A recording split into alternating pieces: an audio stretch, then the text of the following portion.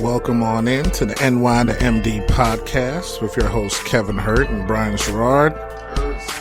This is going to probably be one of the probably toughest podcasts to start off with. Of course, we do have the Super Bowl this weekend, and we had to make our picks with the Super Bowl and down in Miami. There's a Super Bowl this week? Yeah, I heard there's two teams down in Miami that won their playoff games, and they're going to play this game called the Super Bowl. Wow, man. Now, it's kind of been overlooked, as it probably should be this week, due to the tragedy that we had that we probably had to start off with. But we'll start off here.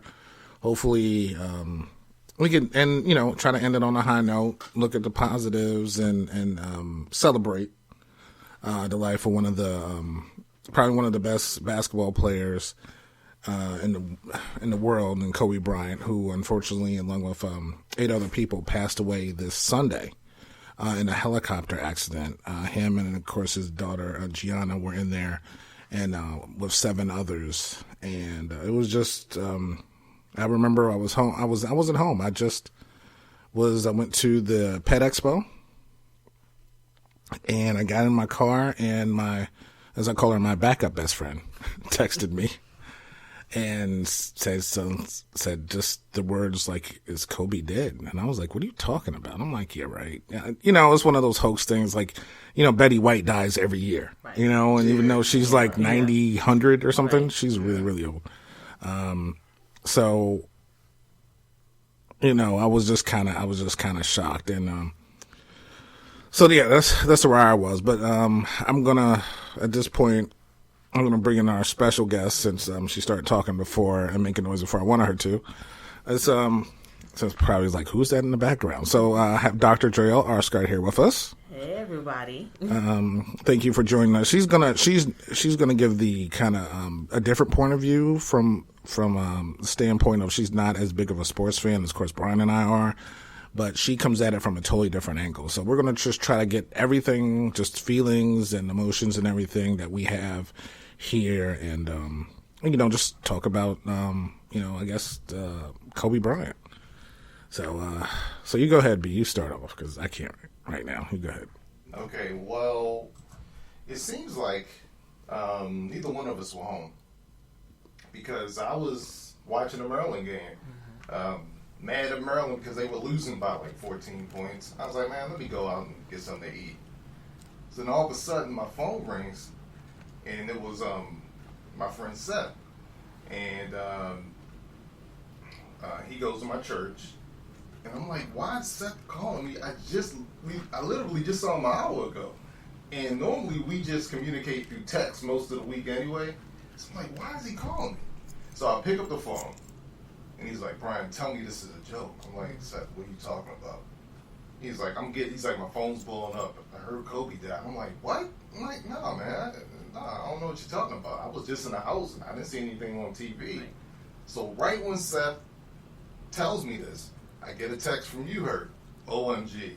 I was like, oh, no. I was like, Seth, Hurt just texted me. OMG, so I don't know. I got to see what's going on. So anyway, and the funny thing is, none of us were home. So we were all trying to figure out what was going on. So then you called me right after you texted me, and I'm like, Hurt, is this true? Is this true? And you were like, I don't know. You was like, I looked on the internet. I think it's true. I'm like, nah, this can't be true.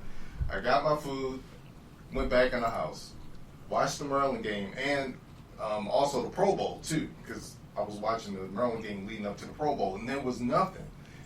Went on my iPad. I went on CNN. I went on ESPN. I was like, oh, this is a hoax. It was a moment of relief, because like there was nothing being reported. So I was like, good, this is a hoax. Then I refreshed my iPad and I saw it. I was like, oh no, this isn't right. And I remember I was home just texting my cousin. She's on vacation. I forgot what island, but she's from England. And she just asked me, oh, how's your mom doing? I'm like, the same, working, how she does. She's like, okay, great. Then, like, literally 5 minutes later, she texts me, did Kobe die? Kobe Bryant? And I looked at her text like, wait, it's probably some hoax, right? Yeah. Come, like, again, like you said, every year, Betty White dies, this person dies. So I just did Google search Kobe Bryant, and then like it's just the whole timeline. And I saw TMZ, and you know they always get the first cut, and I was like, oh man, this can't be real. And I'm looking at the article, like and I said, yeah, he did. So I text, Kevin, I'm like putting chats, and I was like, this can't be real. I'm going on social media, people starting to post, and I'm like, so when you went on social media, were they confirming what you had heard? Yeah, because some people still were like, no, this is a hoax. And people said, oh, yeah, this is a hoax. But some people were posting the news stories. Okay. So it was just breaking. But when I opened up my app and I put Kobe Bryant, and every single story in the news feed, like just in the general news, like searching Google, was Kobe Bryant dead, 41. I was like, nah, this can't be real. Yeah. Like, and I don't follow sports closely, but I know that LeBron just passed his record. Yeah. So I knew that, and I was like, but this can't be. No, he's 41, and I don't know much about his life. I followed him from way back when he went to the prom with Brandy. Yeah. I remember that. I remember when he got drafted because I watched that. Okay. So I did follow his career loosely. I knew, people complain he used to hug the ball during the game sometimes. He was intense. Him and Shaq were freaking fracks. I knew him. You knew a good amount of stuff. I followed him. All the major players that in sports, the highlights on Sports Center, they come on the news. But yeah, I look up stories, I read it because I'm familiar. And Kobe was kind of in my younger years, so it was one of the first people that I saw them from start to finish. Yeah. And then to see 41, and I didn't even realize he retired because I've been in the business school for a while, so a lot of things kind of just fell by, and I was like, well, he got 4 kids now? I didn't even realize that. I was like, he only had 2 daughters last time I saw it. Yeah, it's funny you say that because that's the one thing I didn't realize either. I didn't realize he had 4 daughters. Right. I knew he had 1 or 2, but I 4. Wow. So that's one of the things that I learned through all this too. So yeah. And it just seeing the story, and then my mind just going his wife, and I didn't know about his daughter yet, and it was 4 daughters, and I just remember my mom when she had to bury my oldest sister, and she was in her 40s, just that devastation of a parent burying a child, and me as a sibling, what I went through. But I'm this woman's losing her husband, the children lost a father, he's so young, they just had a baby. I was just it's still shocking to me. It still cuts me deep. And then watching the stories unfold, and I saw on her page, was oh yeah, I think when his daughter's on the plane, I'm nah, and I'm searching hard because I don't want that to be true. Yeah, and that's the other thing about this. So you hear, Kobe, but then all these other rumors, Eric Fox, his family was Rick Fox. Rick Fox. Rick Fox. His family's on there. His daughters. At that point, I was like, all right, I just need. I can't do this because it was just rumor after rumor. Right. Yeah, I just needed to know what the hell's going on at this point. So at that point I was like, all right, I'm just going to watch the Pro Bowl and get my mind off this until I know for sure, what's going on. But it was just at the same time, just oh my gosh, this can't be real. This can't be real. Mm-hmm. Yeah. So when I got the news in the car, I was I was just searching, and I just left Pet Expo, and I was with my daughter. And I sat in the car for 30 minutes. I was stunned. I couldn't move. I didn't want to drive. I didn't want to do anything because I was still this can't. And honestly, today is 6 days later. I think I still feel that way. I'm still kind of stunned. I haven't, really broken down. Other people, I talked to one of my boys in New York. And he every time he sees on TV, he's got 2 daughters, and he just breaks down all the time. He couldn't even watch the coverage last night and the Lakers play last night. And it's just, when I guess it kind of hit me when UConn had a game. The University of Connecticut women's basketball team had a game, and that was Gianna wanted to go there. That was her school. So her and Kobe used to go to a lot of the games. And, UConn is my school when it comes to women's basketball. And they had, they laid a chair just for her with her number on it. And they put, Mambacita will always be, a Husky for life. And that kind of hit me. And I was this is real? This is still real. And and you're hearing all this, of course, all the NBA players are commenting. The Lakers didn't even find out until they were flying back. They were in midair when they heard about it. So it was just, tennis players were hearing about it, the Australian Open. And golfers were hearing about it out there. I think Tony Finau heard about it. I think he put on a Kobe jersey. They asked Tiger, like, on the 18th. Like, he didn't know about it. So he was, like, walking to the 18th green, and I think his caddy was telling him. So everything, because it was 9:30 Pacific time, I believe, or somewhere around that time when it occurred. So the news just kind of came in, and like you said, it wasn't a whole lot of fact. We didn't know who was actually on there, but it was, I think they confirmed Gianna second. And then it was just like how everybody else came in, which but a part of me was still like, this is not true. I don't know why. I don't know why. Because, unfortunately, no one that watching sports, or just life in general, we're going through a lot of tragedies. When you're in your 40s, unfortunately, you kind of go through these things. Right. But I don't know. It was like I just, even watching the tribute last night, I'm sitting there like he's going, like, I just feel like he's taken off the season. It's so crazy how I'm feeling about it. You get what I'm saying? Because I really expected myself to be really grieving about it. Because, again, it's a daddy-daughter thing. Daddy-daughter things always get to me. And, I took Soapy my daughter to her game on Saturday. He was taking his daughter to his game on Sunday. And they never made it, along with the 7 others that were in there. And it was just, and I don't know if I'm just not processing it. You know what I mean? It's weird because I feel like I'm not processing. I know what you mean. I think I was kind of not in denial, but it just didn't seem real. But you know what made it, when it started to really sink in though, is when I hear like other people talk about Kobe as if he's gone. You know what I mean? Yeah. And I'm like, okay, this is, he's, when you hear Shaq talk, and I think Shaq and Jerry West is what did it for me. Yeah, Shaq. But you know what? The crazy thing is, I heard Shaq talk and break down. Michael came out I haven't heard of Michael yet. Okay, yeah.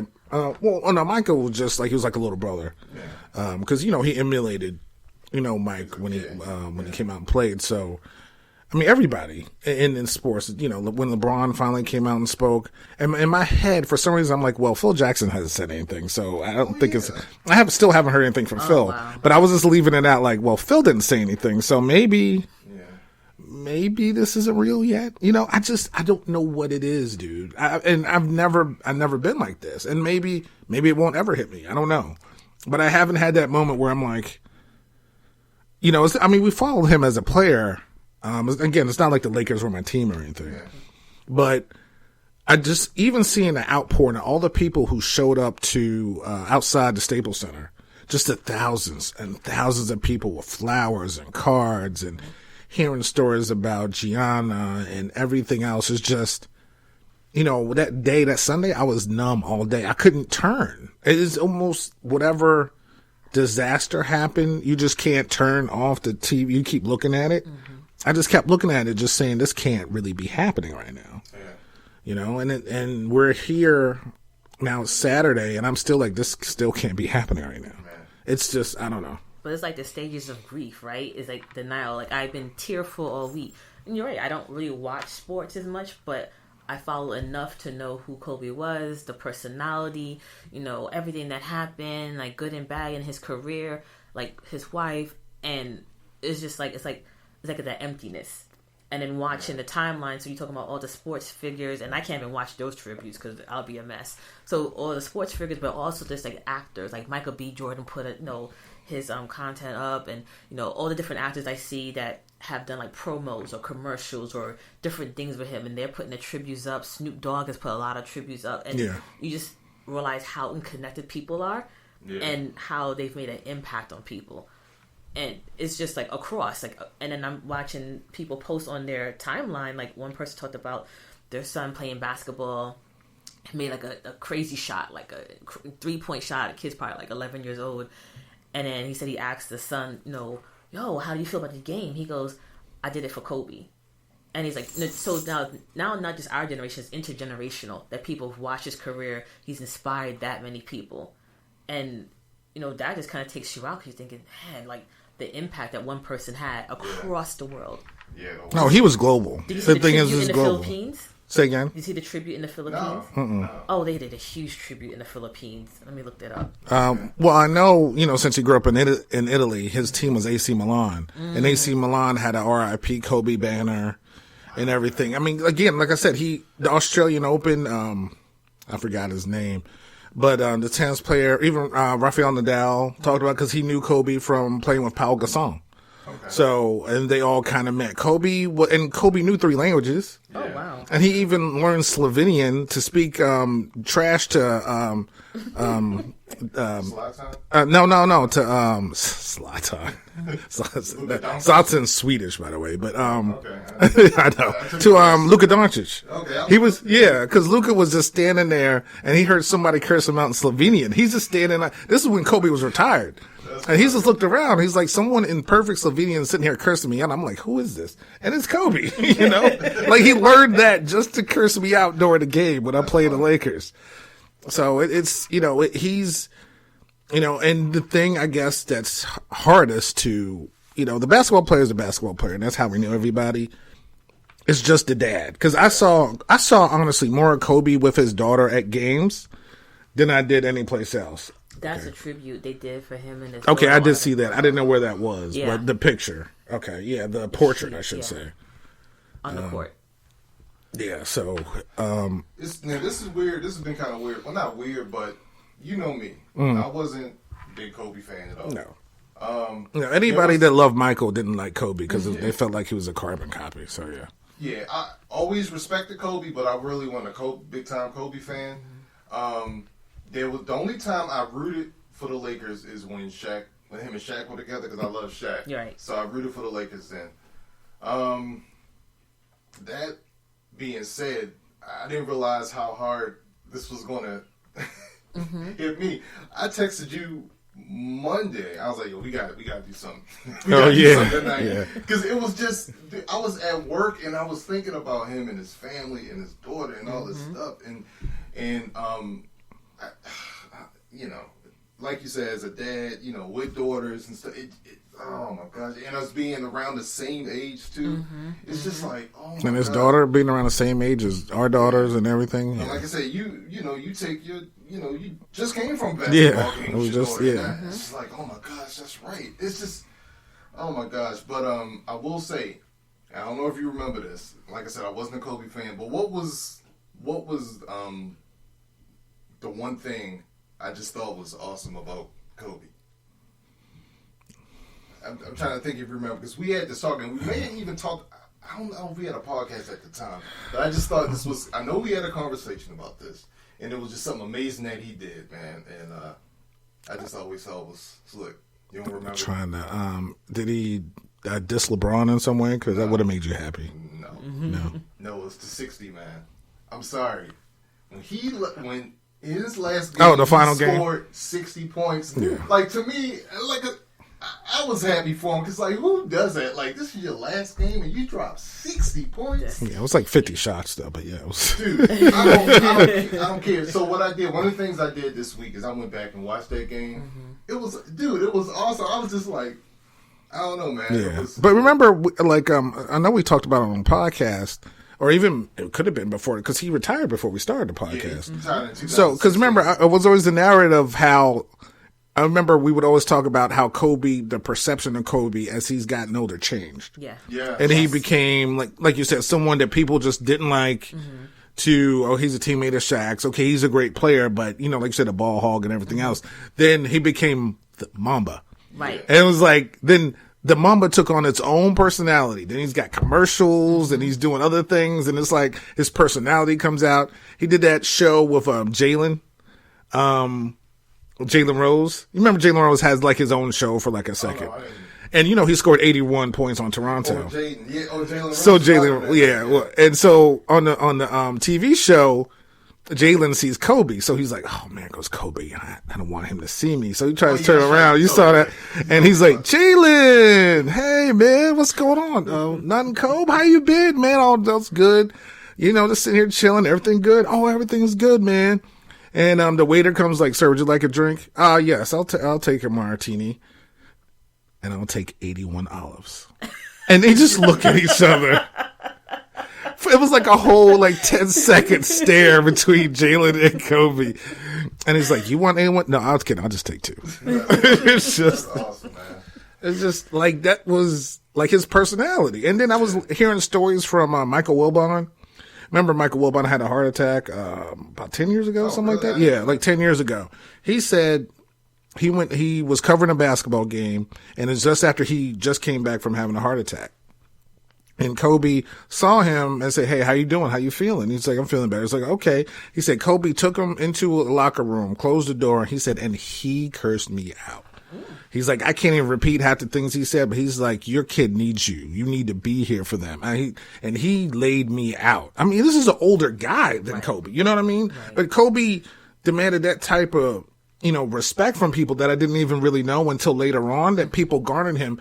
And kind of how you love Michael, there's the generation of kids. Michael was gone. There was Kobe. Right. So there's a whole generation of kids who Kobe is their Michael, so to speak. And it's funny you should say that, because that's one of the things I realized this week. Like you said, that's when we grew up with Michael, but Kobe is a lot of people's guy. You know what I mean? Yeah. No, yeah. People after Michael, there was Kobe, and he was that guy, and just realizing that and hearing the stories from a lot of different players, football players, people that don't even play basketball. That I was blown by Kobe, that too. I heard so many stories this week. Yeah, Kobe, that was he's my favorite player from every sport. Yes, I mean especially soccer. He said Mbappe and Neymar. When Neymar scored, he held up the 2-4 after he scored a goal for Paris Saint-Germain.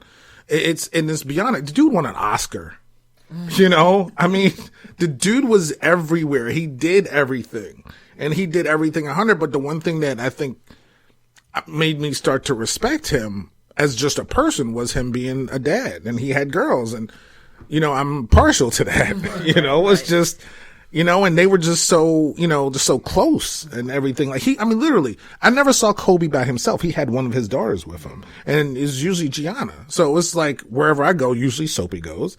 And I just I was like, man, this Kobe guy, Yeah. When he played, I didn't really care. I mean, I knew how great he was, but I wasn't a fan of his. Right. But it was like, okay. But as a dad, I'm like, okay, man, I got you. I see it. That's why I love LeBron so much. He is there for his kids. Not only there for his kids, he's just, and I don't know. And then, seeing LeBron, because LeBron loved Kobe. And he got the Mamba tattoo and everything. You saw that? I saw that. Yeah, can you pull that up for him? Okay. I'm sure you have it since you have your phone open the whole time. So what, did he unveil it last night or something? No, he didn't. Well, he did the speech. The Lakers. Yeah. So they had the tribute. Usher came out and sang "Amazing Grace." Okay. Oh, wow. Which that was just powerful. Ooh, yeah. And they were doing tributes. Michael B. Jordan did he wasn't there, but he did the voiceover for one of the tributes. Oh, okay. For Kobe, and you saw him and his family and everybody. And of course, they did honor everybody that was in the crash. That's good. And so after all that was over, they had the statement by the Lakers. LeBron's basically the captain of the team. So, the Black Mamba said, Mamba for life. Yeah. Oh, that's tight. That's on his thigh right here. Yeah. So he came out to do a speech. And, he pulled out a speech out. He's like, they gave me the speech I'm supposed to make. But if I'm talking about Kobe, I got to talk from the heart. Who's this, LeBron? LeBron, yeah. He's like, I talk about Kobe. I got to talk from the heart. He's like, I can't read this ish that I got right here. I got to just go off the top. And he really said ish. Yeah. And it's like, oh, okay. I'm like, but, he's emotional. He's, he just, gave tribute to him, talked about him. And, it was just, it was just emotional time for, everybody there, just the Lakers, even Portland. Portland was there. Dame went off, had 54 points last night. Yeah. He was just going all out. And like you said, it's like the best tribute we could do is just play all out like he did. Mm-hmm. And it's just, man, I don't know. It's just that thing. And I think, I know it's weird, but I guess my feeling is, I guess I feel more hurt. I don't know what the word I'm looking for is, that just Gianna's hurting me the most. Mm-hmm. You know what I mean? I think Kobe going was surprising, but my heart broke when I heard Gianna was on the plane. On the helicopter. So, And I don't think I'm still over that. And then just seeing her number, and she was going to go to UConn. She's going to go to UConn, and I was going to cheer her. You know, like, that's my school. That's my squad. And she was a fan, and Kobe would fly them up there for games. And I could see Coach Oriema broke down, and a lot of the women broke down. And it's like, and all the stuff he was doing. He was at all the WNBA games. He supported women's sports like nobody else, you know. And it was just, man, it's just, you know, it just hurts. I didn't even know he had a girls team, like the Mambacita. Well, that's what they called his daughter. But yeah, this is called Mamba, Team Mamba. Team Mamba. Yeah. I didn't know. I was like, wait, what? Team Mamba? Yeah. First of all, I didn't even know they called him the Black Mamba. I had to ask Adrian. I was like, Adrian's the boyfriend, by the way. I was like, just case, why did they call him Black Mamba? Cause I felt a little bit out of touch. Is it because of Fabulous song? Because, you know, everyone's playing it on the stories. He's like, nah, they call him that back in the day because how he was in the court. I was like, oh, okay, I can see, because I just know it from Kill Bill. So I was like, wait, I feel a little out of touch. I didn't even know he had that nickname. Yeah. And then seeing the nickname, putting everything together, like Team Mamba, the Mamacita, I was like, whoa. And then even, like, you know, reading about the other people, the other victims on the helicopter, like, they were her teammates. And for me, it was like, and her teammates were at the game last night too. So and the other 13-year-old who perished on the helicopter because she was a teammate as well. Right. So and one of the coaches was like a JV baseball coach who you know was one of the winningest coaches of all time. It's just, and for me, just looking at that, like, as a bigger picture, is like, yeah, he has his helicopter and he's flying the teammates, the parents, like, you know, friends, like, that's giving. Some people, like, I have a helicopter, it's just me and certain people, like, it's like, I'm flying you out, we're beating this traffic, we're going to the game, and, like, it's but he's flown forever. Right, I know, I saw that, And you know the reason why? Yeah, because he didn't want his body cramping up. No, no. Just lived in LA. And that too. Nope. So what happened one time? So yeah, even though I'm not the big sports fan, I look at the whole picture.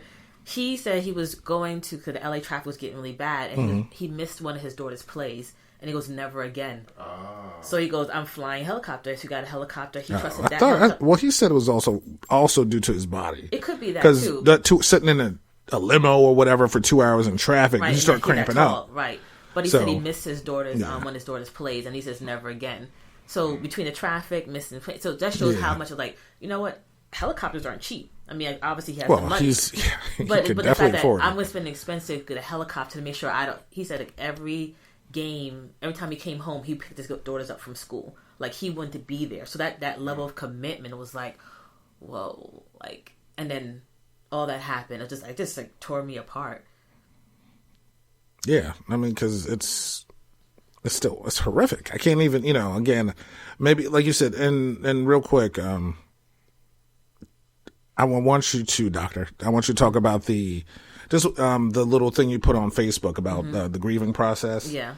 And just talk about that, because I don't think I've hit any of those yet. Yeah. So the article that he's referring to is I'm gonna pull it up again. I just had it. Is what Kobe Bryant's death. So the title of the article is what Kobe Bryant's death has taught me about how Black men mourn, and I thought the article was really spot on. Especially looking at my newsfeed on Instagram, Twitter, Facebook, just news stories. Like, you have all these, like, high-profile Black men that people might see as the epitome of masculinity, being tough, being strong, hard on the court, going in their careers, and they're all breaking down, showing this vulnerable, emotional side. And it's like, you know, a lot of times Black men don't have that ability. They don't have the space to do that. They're not able to be vulnerable. You're supposed to be tough. You have all these stereotypes. You know, you have the media, people's perceptions, head of the household, strong, the foundation. You know, but foundation needs support, and the support is from the community when things get rough. Like, the foundation just to stand on its own. It had to have a solid, like, ground, the walls, everything supported. And so for Black men to be able to say, I'm hurting, like, this is my brother, this is like my son, this is like my friend, this is my mentor, I'm crying. And then that's just the celebrities, right? Then you have everyday people, like, you just see the constant stories, and you know that's them mourning, and people saying, I'm hurt, I broke down, like, I could see myself in that, because I'm, like, you know, a girl that, like, so, and then plus, another good part of the article is that he was allowed to evolve, like I said, like, so he had his, particular perception. That's why I remember, like, a ball hog, definitely not a very good team member. He kind of plays for himself. They're kind of going in on him and trying to, like, mentor him to be more of a team player. Then he had that big scandal that hit, and people are still holding on to that. So, people are still holding on to and some that. people brought the article out, and as one person posted, and I loved it, she was like, yes, that incident happened with the assault charges, but it's a complex thing. It's not all black and white. Like, you can talk about that and look at what happened, but also look how he's evolved and grown past that. Yeah, but like, why do we always have to look at the negative, right? Let's look at the positive that came out of that. He's still married, right? You know what I'm saying? His marriage actually thrived, 4 children. You know what I'm saying? Like, we got to stop this. Like, that was between him and his wife. Obviously, they reconciled. You know what I'm saying? And they're still together. You know what I mean? And it's like, I hate when people just constantly look at the negative things. Bad things happen, all right? We all make mistakes. We all have flaws. But out of this, I mean, it sucked what happened, but it actually, something good came out of it. You know what I mean? So I just hate all that negative. I just shoot all that negativity. Yeah, well, but the thing is, though, when you have all the chapters of the book, they have to talk about every chapter, especially when you're public figure. Right. Yeah, because you're unfortunately your whole life is basically on trial, for everything that you do. But like Dr. Arscott was saying, you can take this and look at the whole story, understand where that incident happened in his life, and how he, as a person, how their marriage, how their children, how his life evolved after that. Exactly. Instead of the thing is, people just focus on that instead of looking at the whole thing. That happened, but we don't need to sit there and dwell on it. Right. Let's dwell on the whole picture. Okay, that's a footnote in his life. Right. We all have footnotes in our life that we're just probably not, this is not the best thing that happened to me. What did you do after that? He came on, he got better, his life got better, his family life got better. All those things got stronger. That's what you need to focus on. And that's a situation, where him and his wife, they had to. They had to deal with that. You know what I'm saying? And they have, and I think it's also a thing of how you present it, right? So I saw the article about it, I saw the tweet, and it was just like, oh, everyone's grieving, but look at this blemish. Focus on this blemish. It's like I said, it's a. That's the only way people can bring things up, right? And then people's talking about people using it kind of a platform to raise their own voice. So it's opportunistic. And my first thought was when I saw the article, like the Washington Post had posted the article first. It was like, what happened to that young lady in that that situation? You bringing this up, like what? Almost like 20 years 19 years later, like you're also reopening wounds from that young lady. So you're not thinking about the people, you're not really having a social justice platform. You're using it as a way to advance your own career because you're not thinking about the implications of the woman who's now moved on with her own life. Because then they're going to Google her, find her, maybe ask her questions. Exactly. And no then she's just trying to go do what she needs to do in her life. And then his wife is now grieving the loss of a husband and a daughter, that hasn't begun to live her life. You're not sensitive to that either. So as you're using your platform, you're not really doing it in a way that's beneficial to really start a conversation to talk about, look at people in the totality of their life, their past, transgressions, what happened and how they've moved and how they've grown, how they've given back and contribute. Because people should be allowed a redemption. And that's what the article also talked about too, is that, for a lot of black men where society don't give them the leeway to grow and make a mistake. Okay, you had a drug charge when you're younger, so now you're like 50 years old, you haven't sold drugs since you're 18. Should we still hold that against you like this huge black cloud, or should we allow you to grow and evolve and see, especially if you're giving back, now you're a treatment counselor, now you have a program in the community. How are we looking at the totality of someone's life about this one point that may be a black mark there, right? However you might want to classify black mark, footnote, whatever. How have you grown and used as a platform to mature and enhance yourself? And how has that impacted your ability to connect with other people? That's how the conversation should be. Right. It shouldn't be an all or nothing, right? You don't want to, people say, we only look at the highlight reel when people die. Well, some people, that's what they connect with, that highlight reel.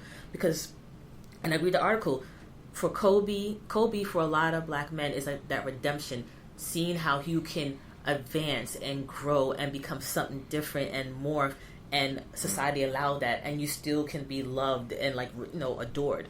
And I was like, that's so true. So along with the vulnerability, being able to cry, express your emotions, you're allowed to grow. And they said for a lot of people, he was their North Star. he was that point, like how Michael Jordan was for us. Like, oh man, I want to be like Mike. People are like, I want to be like for Kobe. other people that like Mike. But go For ahead. people that like Mike, Yes. right? For I people just that don't want to like be Mike. included in that. Us, Okay, but I get what you're saying. Yeah. Everyone has a different star they focus on, right? But like for some people, that was that, and he was tangible. He was real because he was gritty. He didn't hold anything back on the court. Interviews, and then he had his life. He didn't shy away. He didn't quit his career. People said it took a hit. I don't know how his career might took a hit. People did have a negative view of him, but he was allowed to grow, and that is so key because a lot of people don't get that opportunity. Yeah. So that's hope for a lot of people. He was hope, and then like reading more about what he's done, I was like, oh my gosh, like yeah, I could see why so many people loved him and like are just so impacted because they saw themselves in him. They saw the potential of what they could become in him.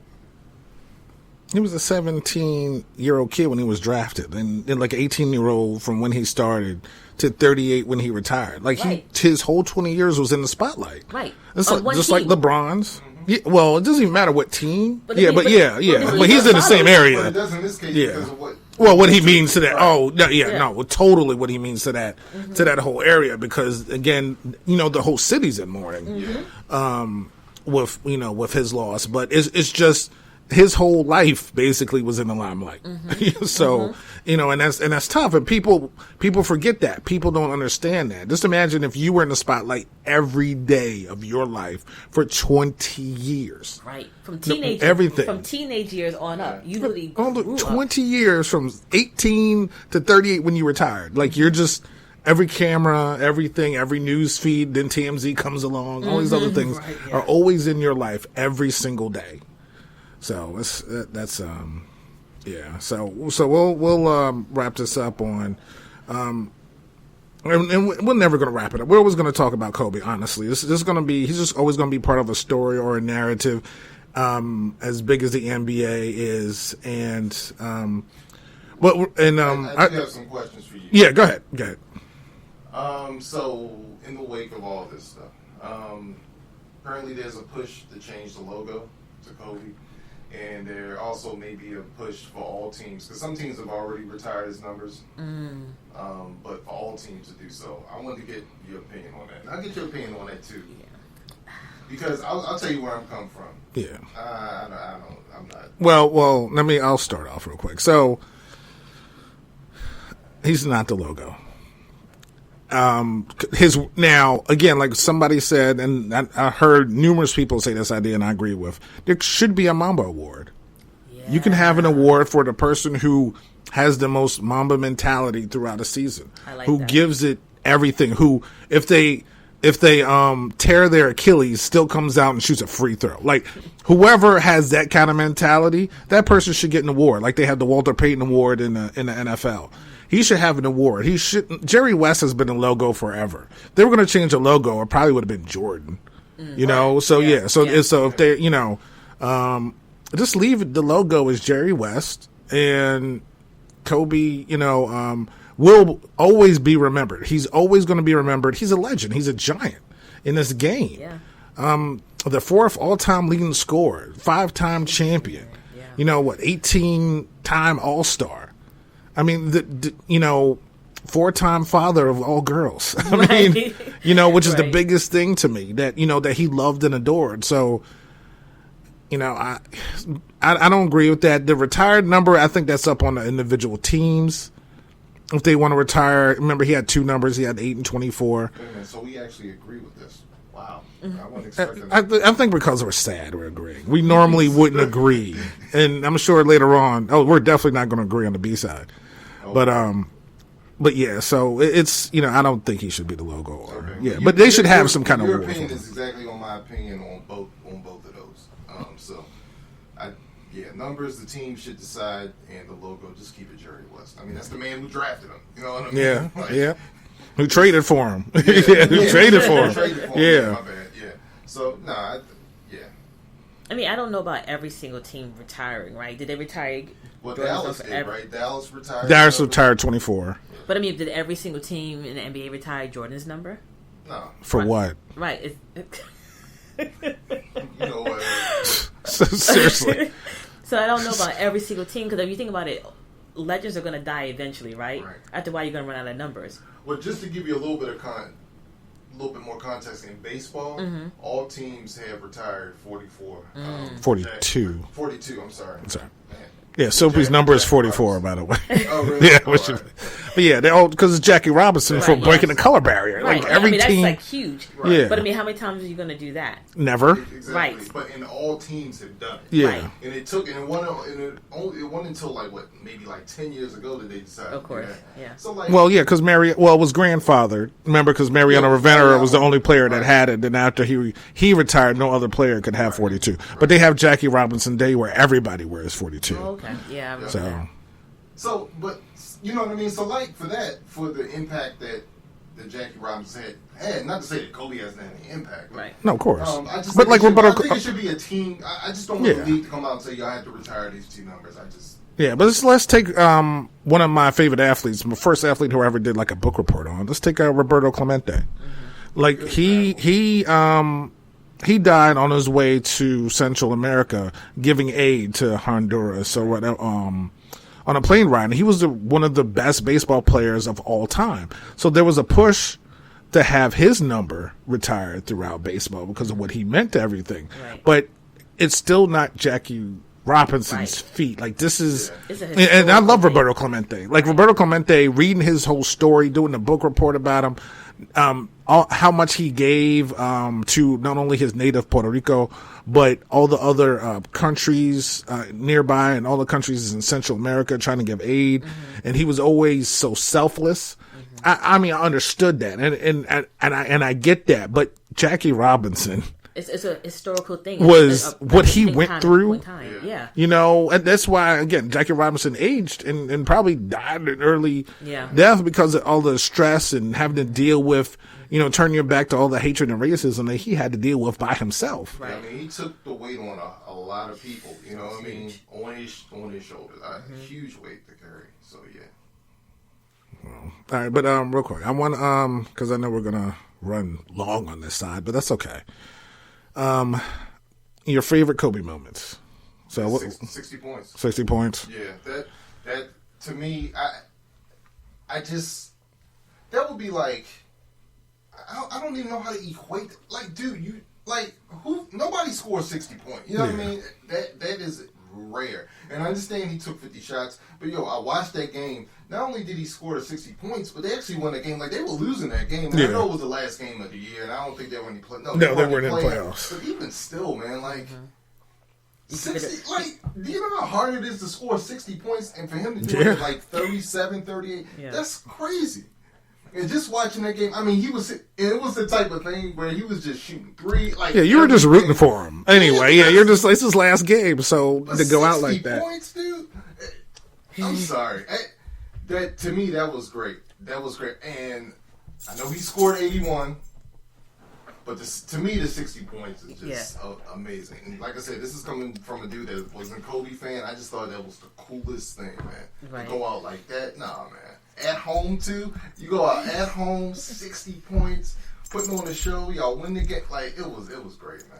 And then the speech he gave, and he gave a speech afterwards, and that, I was, man.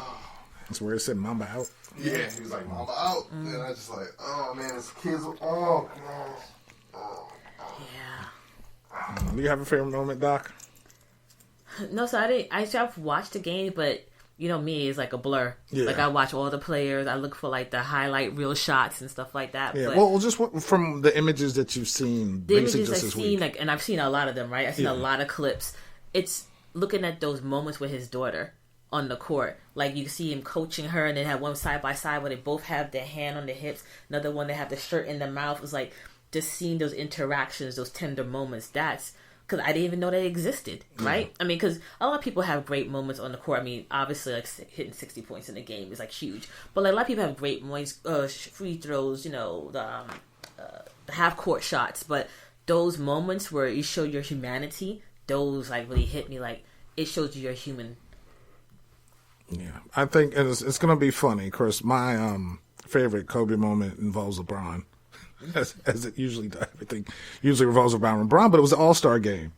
It's the All-Star game probably like 6-7 years ago now, because all the All-Star games are like a blur to me. But it was a time when Kobe was guarding LeBron. LeBron was in the East. That was way before he came to the Lakers. Might have even been on Miami. And Kobe was guarding him, and LeBron went to, as LeBron does, he looked around the court, he had the ball, and he passed the ball. And Kobe got in his face and said, shoot the damn ball. Like, it's an all-star game. What do you do? Like, he looking at him, and he was just angry. Like, I'm guarding you, and you're passing the ball? Like, I could just see, because Kobe's so competitive. Mm-hmm. And he's like, I'm guarding you. You try to take me. This is what we're here for. Right. Well, you pass the ball. Right. And my second one is the Olympics. It was during the Olympics. I know I probably brought this up a couple of times on the show. But it was the Olympics, and it was USA versus Spain. And one of his teammates on the Lakers, Pau Gasol, plays on the Spanish team. So during the game, they're facing each other, whatever. So Pau goes and tries to set a screen on offense so he could block Kobe from defending the guy. Kobe runs full speed and runs through him. Whoa. Now, they called a foul on Kobe, and Pau was just looking at him, and Kobe just walked over him and kept going. That's how he was. That's crazy. Like, it's still in my head. Like, that's his teammate in the during the NBA season. Right. But now we're on different sides. I still will run you over. That's Kobe. Like, he ran him over and did not help him up. Like, I don't care. You're on the opposite team. And the thing is, I always remember that, because I'm like, I'm ultra competitive, but not as much as he is, of course. No, I don't think a lot of people had that kind of competitiveness, but man, I just remember that, and I was like, you know what, I respected him for that. I did. I was really just like, because a lot of people wouldn't do that. They were like, oh, let me just try to go around. No, I'm going to run through you. So this way, A, I mean business, and B, you ain't going to set that screen again. Right. Yeah. There is another clip I've seen recently, and he was at the Rutgers. I don't remember what year it was. I don't know if you saw that. Yeah. New York. When he was, And then he was like, dribbling the ball, and he kind of rolled the ball off the guy's back and picked it back up and then made the shot. And it was like, I rewind a couple of times. Like, did he just roll it off the guy? I mean, like, literally just hit the guy and just roll off his back and just broke ankles and just in. Man. That the amount of control to do that. Now, if I try to do something like that, I would break my own ankles, ball be across the court. Nothing would make it into any basket. But that shows like the craftsmanship, the skill, like the dedication to really hone your skills of handling the ball and doing all different things. Yeah. Hold on, so I got the clip. I got to show you the clip, and it's really I can only do it justice by you guys seeing it. But just watch this whole clip. I know this is terrible for radio and podcast purposes, but you got to see it. I don't think it goes that way. It did. We go. Did it go? Okay, it did. Okay, hold on. A little technical difficulties. Yep, technical difficulties because doing this from angle. There we go. Oh. And look, he just kept going. Like, I love that. That was just. He literally didn't run into him, just like. I told you. Boom.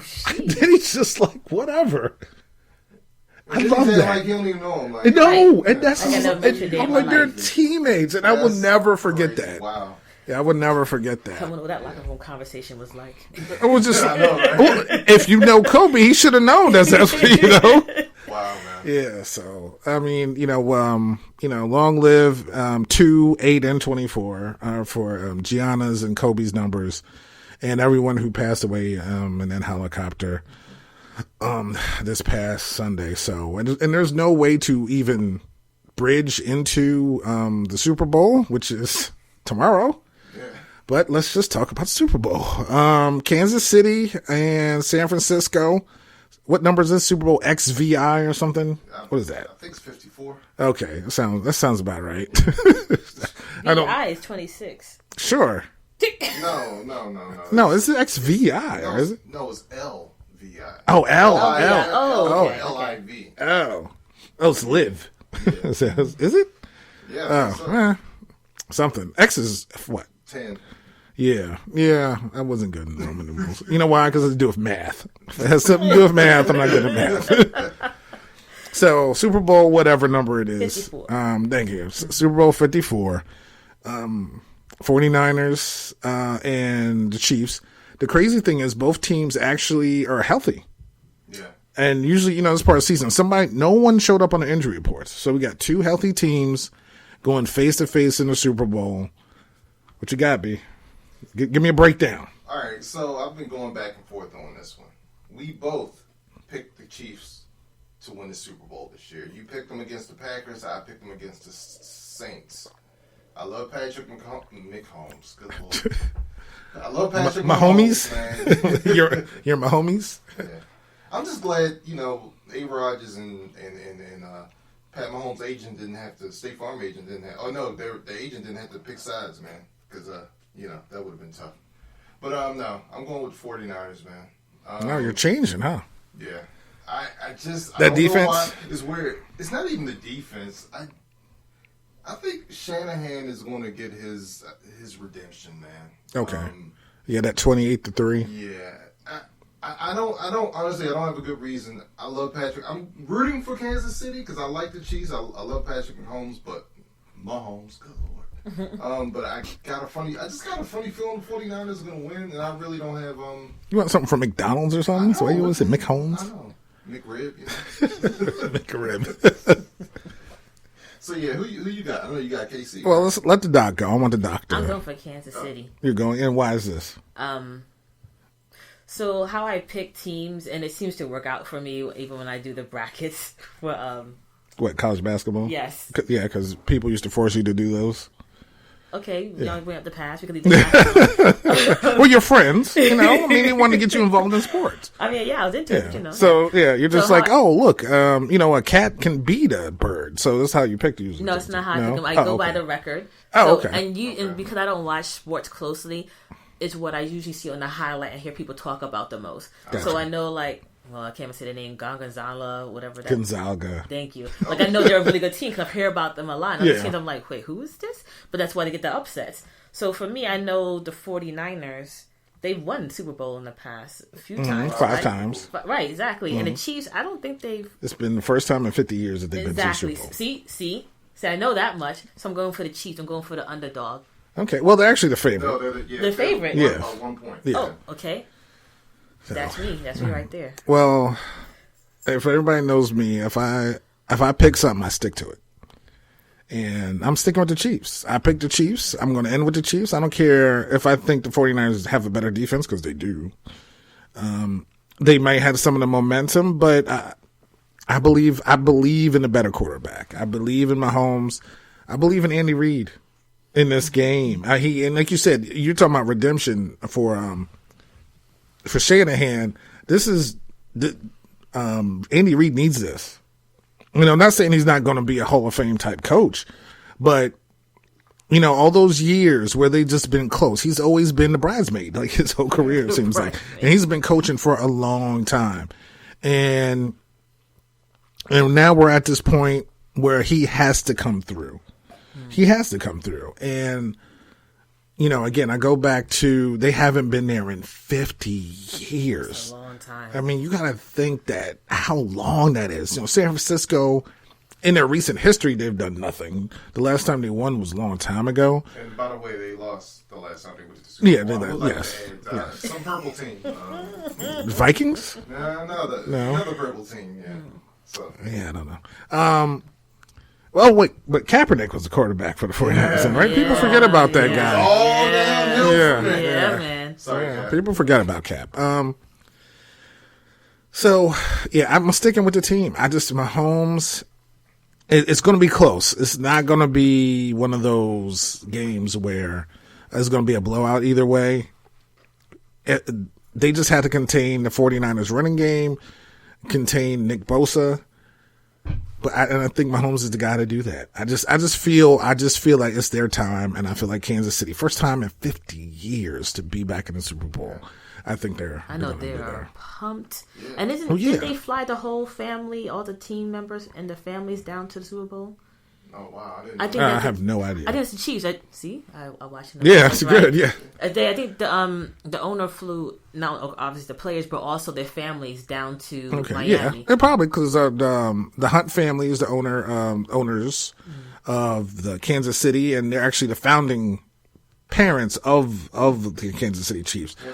Trophy. The AFC Championship Trophy, which is the first time they've held it since they renamed it the Lamar Hunt Trophy, was named after the father. Oh wow! Yeah, so and it was their first time hoisting it up. Wow. In a victory because they haven't been here in 50 years. So I just feel like it's their turn, and they're going to come through and win this game. I'm going to say 35-28. That's my score. Okay. Yeah, I think it's going to be a high-scoring game. I think it's going to be close. It could go either way. If the Chiefs win, I mean, it's going to be no surprise. Like you said, they're the favorite. But I'm rooting for the Chiefs. But I just got, for whatever reason, I think the 49ers are going to win. Nope. It's going to be, it's a young people say Liddy down in Miami because all the family's going to be down there. They're flown out. And well, even though they're the favorite, but in a sense, the grand scheme, they're the underdogs. They haven't been there. The energy's going to be off the chain in Miami. Even though it's kind of flooding down there right now, but it's gonna be off the chain. Is it raining? It's raining, and there's like floodwaters everywhere. Oh wow! Yeah, so I don't know what's gonna happen tomorrow. I don't know what's the ground gonna be like, but well, I mean, the stadium's fine. The stadium has really good drainage. And, cool. So they should be good, but it's gonna be the energy's gonna be off the chain. All right, we got that. All right, well, thank you everybody for tuning in to that side. Again, you could find us everywhere podcasts are available: Google Podcasts, Spotify, Apple Podcasts, iHeartRadio. We're also on your social media. We're also on Facebook. We're on IG. We're on the Twitter, and we're on YouTube, where you can subscribe to us at NY2MD Podcast. And we'll see you on the B-side.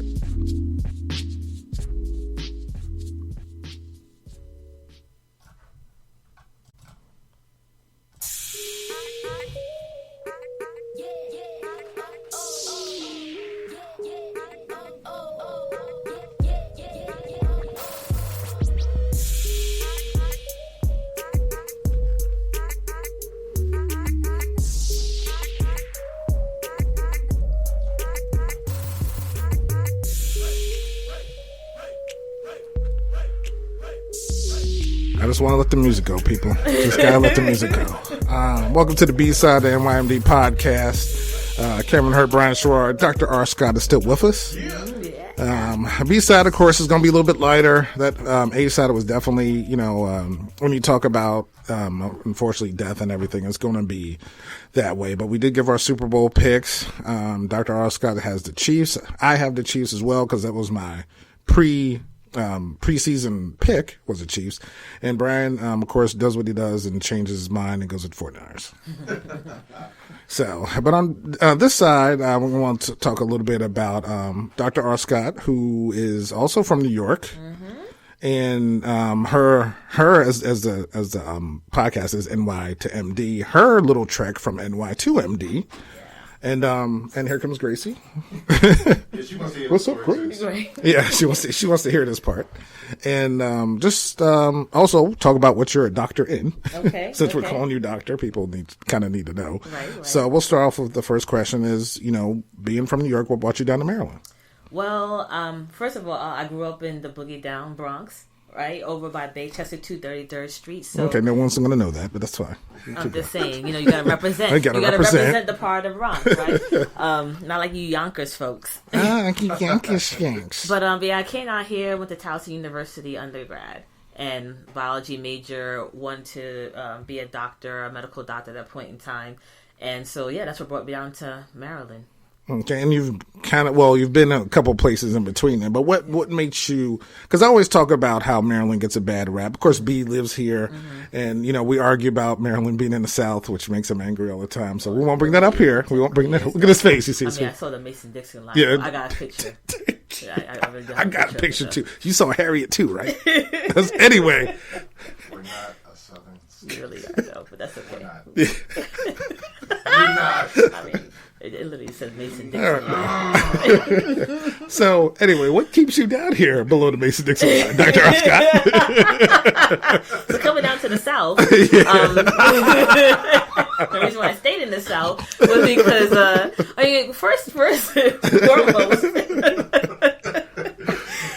first and foremost, like being from New York, everything's expensive, right? Yes. I was fortunate. My mom, single mom, was able to eventually buy a home, so I lived in a house, bedroom, little backyard. But I also know in New York, like you have those small, tiny apartments. Cost like $2,000 for a 1-bedroom. Maybe, if you're lucky. Hardwood floors, no carpeting, no central air. Wait, are you serious? Yep, radiators, window units for the AC. Especially in the city. So she's in the city. I was in the county. Right. So, my studio, my mom's studio. Is that expensive? Yeah. Yes. Yeah. Oh, my God. If you can get, sometimes depending on where you are. And that might be a closet. Right. It might be this. Actually, this room that we're in, the studio, the NYMD Podcast Studios. Right. Yeah, it might be this. Yeah, it's expensive. So, and then, and then you have multifamily homes, so you might be on one level, you might be sharing a bathroom. So, depending on the situation. And I come down here, I'm going to people's apartments, I'm like, you got wall-to-wall carpeting? Oh, word? That's a thing? When you have central air, you control yourself whenever you want to, and you got a balcony? You got windows? Wow. Like, you got patio doors? Like, you know what I'm saying? You used to in New York, like, you open up, especially back in the day, like, it's just a door, and then you go on your porch, if you have a porch. Mm-hmm. So, I was like... you have a separate bedroom? Right? What? Wait, people have bathrooms in their bedroom? Oh, okay. Yeah. So, and how much is this? Right, like when you're paying $700. I mean, that was back in the day, right. But especially in the Towson area, I remember. But again, my mom was paying $700 for the studio apartment with the next to the graveyard. Right. Okay. People got studio. Views. Like, we got views down here. Apartment complexes have pools. Oh, I was like, pool? What, maintenance? What the heck is that? I don't even know if I had maintenance. Right. Maintenance? So, I told my mom, I think it was like maybe like the end of the first semester, I said, I'm not moving back to New York. She's like, what are you talking about? I said, so apartments out here have wall-to-wall carpet in the central heat, and they have dishwashers. And she's like, so you're not coming back? I said, no, I want wall-to-wall carpeting. So she thought I was joking. And when I graduated, I had a job lined up. I was like, no, I'm serious. I'm not. I want wall-to-wall carpeting and like a dishwasher and a patio. Wow. Yeah, so that kept me out here, and then plus being out in Maryland, and I've always been very adventurous. I always take the number 8 from Towson all the way down to the harbor. Okay. Right, go down the harbor, walk around the harbor, go to the events down there, and then once I lived out here, I was looking at, when they had a city paper, it closed, but the city paper, I would go for the events. I would look at the best of Baltimore, look for the best of wings, the best burgers, the best whatever it was, and I would try to go to them. So, like, I really got immersed into the culture of, like, Maryland, but also Baltimore City. And I lived in Baltimore for a little bit, too, and Charles Village, which I do miss. So that, like, I felt kind of like at home here. That's cool. I'm glad to hear that. Yeah, and you've, the thing about us being from New Yorkers, we're a little bit, like you said, more adventurous. Yeah. I've driven around 695 just to see where it goes. I've done that, too. Yeah, you know what? You guys are adventurous because you guys... in your first years down here, probably been to more places than I did in my full life. When I was back. Right. Yeah, because I didn't even. It's funny. Before I got married, I didn't know nothing about this side of town. I didn't know nothing about the east side. I was just staying on the west side of Baltimore my whole life, pretty much. I didn't know nothing. So I'm sure you guys probably knew way more stuff. I can tell you the pizzerias took a that bus have to the White best Marsh. Yeah. You know how long that is? White Marsh, what was that? Exactly. You don't even know what White Marsh was like. To y'all, White Marsh was like going to Pennsylvania. Yeah, like no one from the west side ever went to like White Marsh. No. That's like a field trip. No. Like they did never. But I did, of course, being down here, I didn't know there was an east-west side either. Right. Until, as you start learning people from here and talking to everybody, it's like, oh, yeah, we don't go out east. What do you mean out east? Right. What are you talking, It's just, I can't. Over in Essex? No, like east side of Baltimore. Exactly. Like, oh, wait. What's the other side of Charles Street? What is that? York Road? No, Right. no, no. So that's funny you should say that because I could, like I said, I know for me, I just chilled. I was everywhere, man. That's Like, if cool, I could that's walk cool. it, and then eventually when I got a car, I was driving places. And then, I have a lot of friends that are from Baltimore, so learning about the history of Baltimore. And I didn't really fully appreciate it until I went away deeper south to North Carolina. And I was going to ask you about that. So how did that compare? So Cost of living wise and culturally. So culture, I'll speak on that part first. So growing up in New York, think 24/7. You go out, pizza, 1 o'clock in the morning, depending where you live. The best pizza in the world. Yes, best pizza, best gyros. See, here we go. He's been to New York twice, and it's overrated to him. Real quick, I'm sorry, not to digress too much, but What's the big deal with New York pizza? Have you not Are you tasted kidding that me dough right and now? that pizza sauce? Like, Have you ever had a New York bagel? no. See, that's your problem right there. He's been in New York twice. I brought him one I went time. to New York last summer. I was And like, he was gotta there. have He was in pizza Brooklyn. 'cause He was in I Brooklyn, was right? in Brooklyn last year, and I went to New York. Yeah, City, when we and I went had- for the draft, we're up in Manhattan and everything. Like, it just, What did you take him from? Did you give him pizza? I don't even. We were taking a train. I don't even know where. I think we ended up in. I think we ended up in Harlem, maybe. no. No, we were in the Bronx. Where were we? No, we were in the Bronx. We were staying in Manhattan? We were in Manhattan the whole time. Because I know we got on the train to go someplace Yeah, but we else. stayed in Manhattan. Oh, It okay. was- Oh, yeah, I'm not even. We just. I don't even remember what we ate. I don't even remember where we were. See, you didn't eat the good food. You remember? Yeah, it was all blur. But I made sure I went to a pizza spot, right? No, Right? you just can't go to a pizza spot. You have to go to the pizza All spot. right. Well, the spot I went to was pizzas. What was it called? Was it a bodega? I forgot, but it was where they filmed Spider-Man, the very first Spider-Man. Okay. It was that. Don't you know how he was? See, that's commercial. Right. That wouldn't It's even like be it's in a right. movie, That wasn't. like- They change after that. Yeah, that wouldn't be the Put same. it like this, right? So Adrian, my boyfriend from North Carolina, and he was like, "Oh, New York bagels. People talk about New York bagel. What's the big deal?" I'm like, "Yo, New York bagels are life, man. Like that's like childhood memories." So I went to New York last year, and I had an extra bagel, and a bagel, like, all types of memories, and it barely made it back home, but I wanted him to taste it. Okay. So the next morning, I got a New York bagel. He was like, whatever. So the bagel lasted. By the way, The next like day. bagels here just get And like, it was oh, toasted and buttered the day before. Yeah. So the next morning, he toasted it, and he was like, "Oh my god, Okay. this is what you're talking about?" Now I understand. Yep.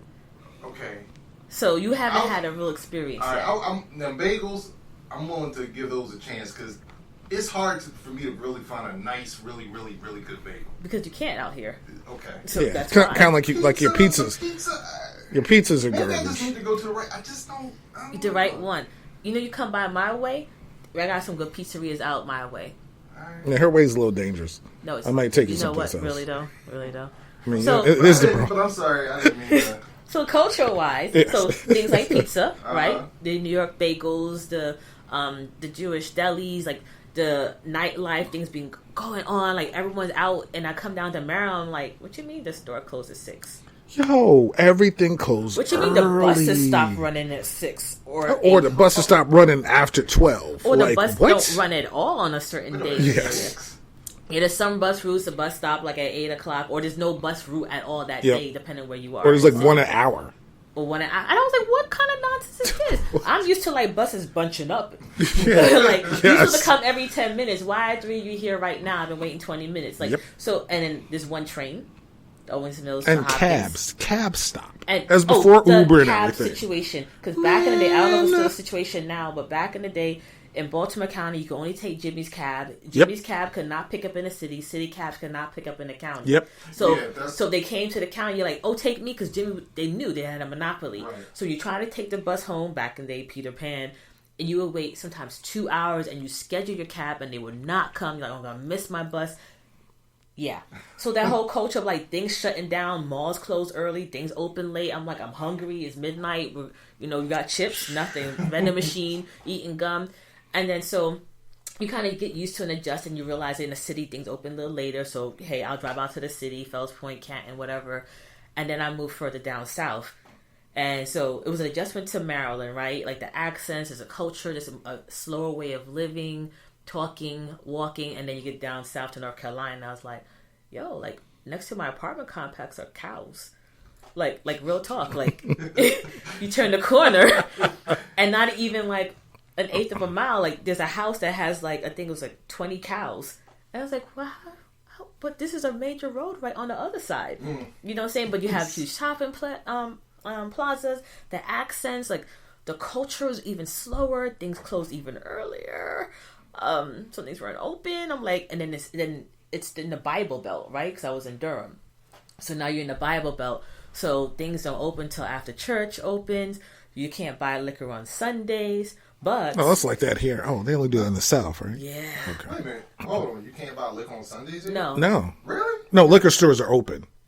I mean, you don't drink, so Wait a minute, I'm confused. no, there's no liquor stores open. Like you can go On to a Sundays? bar. Really? Yes. yeah, Yeah. No. Yeah. It's disturbing. yeah. I know. And then North Carolina, I think you can buy liquor after a certain hour. That's what it is. I think after the typical hour of church, like 1 o'clock, something like that. But North Carolina though, because I don't know how that happened, but like liquor sold everywhere. So Trader Joe's. But you can sell. They're like in markets and stuff. Right? No. Here, you 7-Elevens. I'm talking about down south. Down south, yeah. Supermarkets. Yeah, supermarkets, 7-Elevens, grocery even, like, stores. Oodles and Noodles, like Noodles and Noodles. What's the place called? News and Company. They sell liquor and they have a full bar. Oh, I was like, wow. what? Okay. So that's the thing. And so it was a cultural shock too. It was more rural, just kind of getting used to that. But I adjusted because I was like, you know what? I'm in the South. I'm going to be here for several years.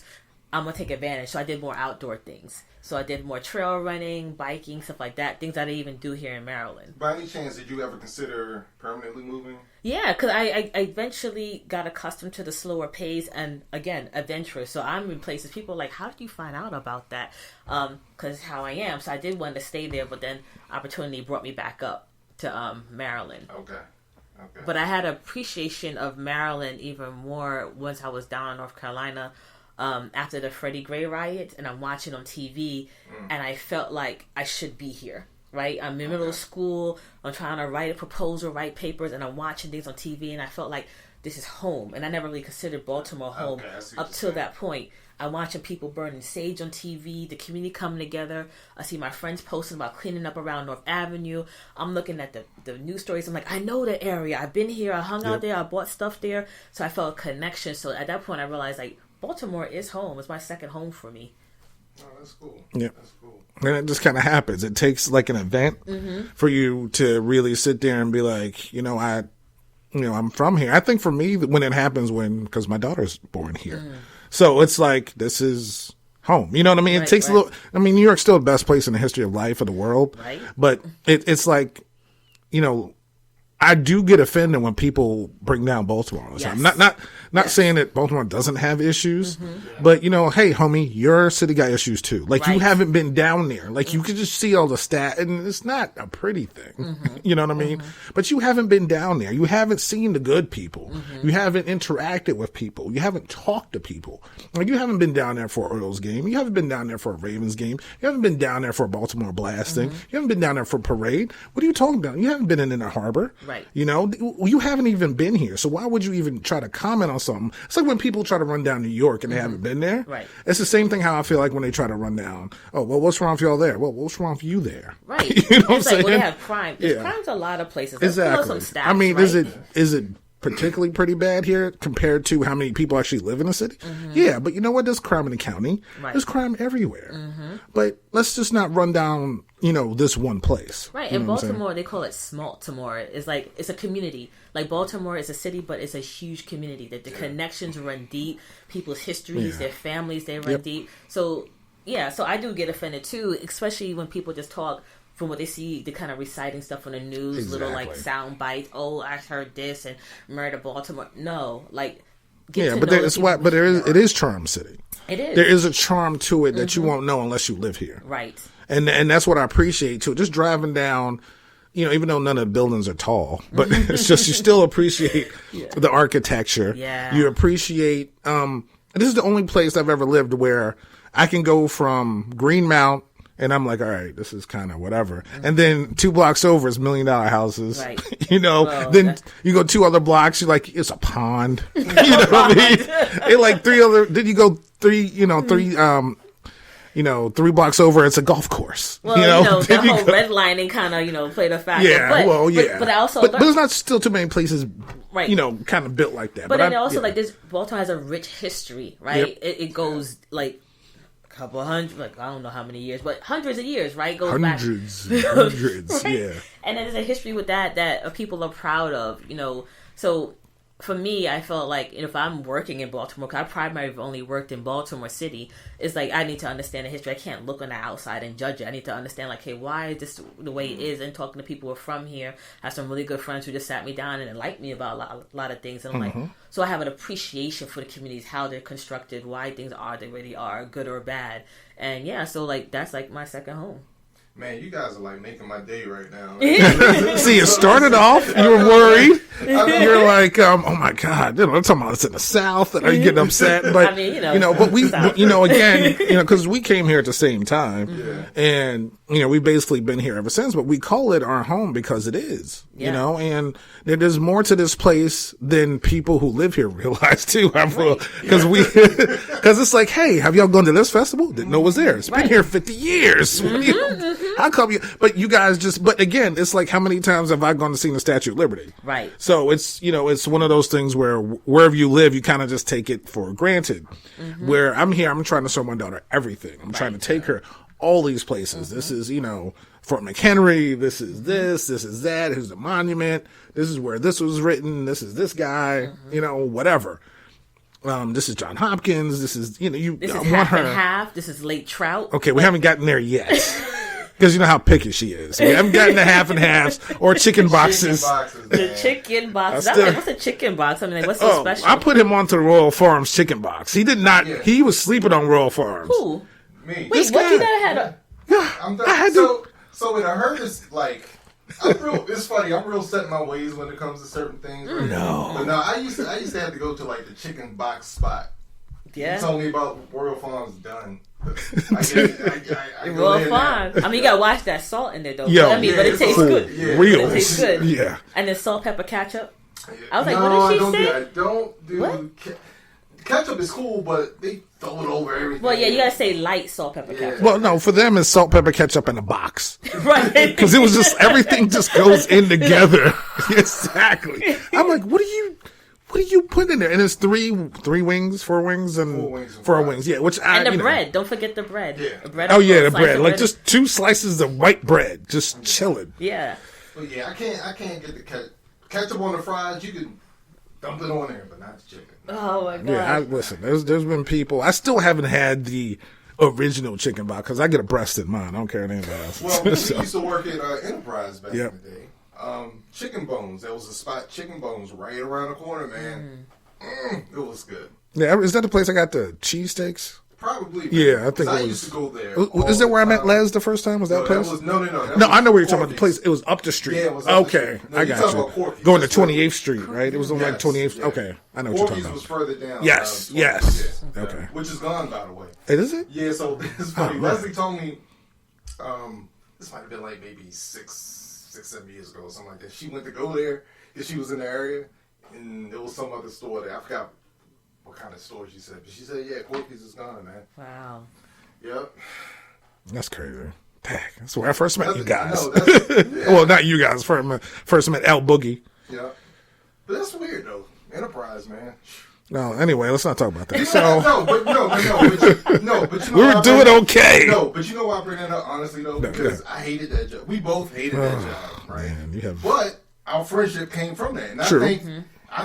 I think that's why we were there. Like I truly believe that, dude, because that job sucked. Yeah, I still don't know why. That was the one great thing that came from that job. Yeah. The only great thing that came from that job was that, and going to Channel's wedding in West Virginia. That pitch black. I've never seen darker roads in my life. Oh my gosh, it was pouring down rain. Was it West Virginia? It was West Virginia, wasn't it? Dude, it was. We were in the middle of nowhere. Literally. Well, that was the first time we learned the chicken dance because I had no idea what it was. I didn't know what that was. It's like chicken dance. What's this? I felt Chicken like we dance. been in like a Get Out movie or something. Yeah, exactly. I know where we were. I think it was only us. Yeah, it was. It was only us there. It was just the 4 of us. And I just remember darkness and trees for days. Oh my god. Yeah, that's all it was, and we just kept driving. Yeah. Somehow we made it home. Oh my gosh! But yeah, but we made it out. Oh man. Yeah, Maryland holds memories, and it's like you think you grew up here, you go to college here, so it's kind of like your teenage years, right? Yep. And you grow up and you mature, and who you become is part of because growing up in the Baltimore area. So yeah, so a lot of my roots are tied to Baltimore as well. So I had that beginning years in New York, and then you have another phase in Baltimore. Do you think there will ever be a period where you could go back and at some point? Really? No. So when I was younger, definitely. You want to go back to? Yeah, when I hit the lottery, I won a piece of You property. lived in Yonkers, so that's a little I different. lived area. in Nyack. Thank you. Well, that's up there. Yeah, it's up there. Again, remember I told you that. Like, everybody from the city's like, you're upstate. But And I had to show him a map of how far we actually are. I was like, oh, And I'm like, yo, dude, we're right. It's like yeah, because Hunt Valley, Baltimore. Like, it's really not even that far. Up there. So y'all guys are up there. See, So it's up there. There was like, you upstate. Like, we're not when I finally Albany. saw it on the map. I was like, oh, because all this time I was thinking, Yeah, because he is upstate. Yeah, You know, no, there's that. not up. So, like, for me to go back to the city, like, when I was younger. And the Bronx borders Yonkers anyway. It doesn't even matter. It borders Westchester. Yeah, that's great. So, It's like right anyway, there. So how are you even going to talk about that? So, yeah, the city, the real city, like, you know, I thought about moving back when I was younger, but as I get older and I want, like, you know, trees Money. and grass. And, So you have no trees and grass in the Bronx, right? Because want I always more- said I that. want more of that. Oh, because I there's want more like of it. 3 'Cause trees. I lived in North in Carolina, like the so whole there's a lot of trees and grass borough. there. It's like 3 trees. I have a lot of trees up in the Bronx. It's like 4 trees Whatever. We in have the Van whole Cortlandt borough. Park. And what? That's a park? Yes. They discover things there besides trees. Whatever. That's the Bronx River Parkway. So, yeah. Well, that's cool. I'm glad, Charm City, you guys have embraced Charm City and made it Of your course. home. That's cool, man. Yeah. That's So, really good. so, all right, here comes the nightmare part. Uh-oh. So, where did you get your PhD from? Uh-oh. This is what I was waiting for. This is where I thought this was going. Okay. I got it from Duke University. You did, Duke University, and you even spent time in there with the Cameron Crazies, correct? I sure did. You were there. Really? I Can sure you? did, Yeah, because give as us a your student- firsthand account of going in there and rooting for Duke and being one of the Cameron Crazies, So, as a student, like in specific detail. so you get free tickets. You got to stand in line, though, right? In Shashevskysville? Yes. Okay. Yes. Yes. And you know how to spell his name? Cause you Not at all. I'm not even trying. I'm not even gonna try. Okay, love you, but nah, I'm not even gonna try. Oh, by the way, he yelled at the Cameron Crazies the other day, Yeah, right? he's done it several times. Oh, I was going to ask you how many times he did that, because this is the first time I Get heard. really rude and disrespectful. Okay, really? Yeah. So first of all, his experience. I'm standing in line, right? It's my first game. One of my friends was like, "You haven't been to a game yet? You're going." I'm like, "I'm just so busy. Oh my god!" And he's like, Y'all not "No." still friends, are y'all? Yeah, we are. Why wouldn't she? That's where she went to school. Why wouldn't she be friends with somebody from Duke? It's okay. We're still better than you Look, you guys. could say- Oh yeah, apparently we don't deserve to. That's a whole nother. Yeah, you missed that part. That's why I wanted you to go back and listen to the You podcast. should tell me which one. Yeah, I forgot. This is a crazy week. Yeah. So, but there was. Well, I'm gonna go back to your story real quick. So, I don't know what we were talking about. Oh, was it the ACC Big Ten Challenge? Yes. It was the ACC Big Ten Basketball Challenge, right? So we're just throwing back and forth, whatever. And he's like, because he to this day still hates Duke. He hates Duke. So of course, me being me, at the end I was like, well, y'all ain't gonna get Duke. Y'all don't deserve Duke. Holy cow! I didn't know he could change colors. But you know how I turned red? He was like one of those Bugs Bunny, all red. He lost his mind. I was like, I don't know if we about to throw down in here or what. Like, I was worried. I was like, I might have to take these headphones off. I might have to defend myself. I mean, you don't like Duke. You don't like New York pizza. You look down on our. Well, the bagels. New York pizza is Let me different. Say that we didn't deserve. Look at his face. I'm gonna have to move my chair over a little bit.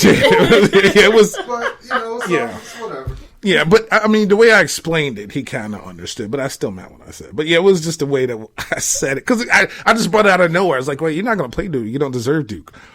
What? Yeah, that was it. Yo. Deserve. But yeah, go ahead. So, Shashevskysville. So, go ahead. stand in line and so it's a progression, right? So it was like, I think my second year, third year, whatever.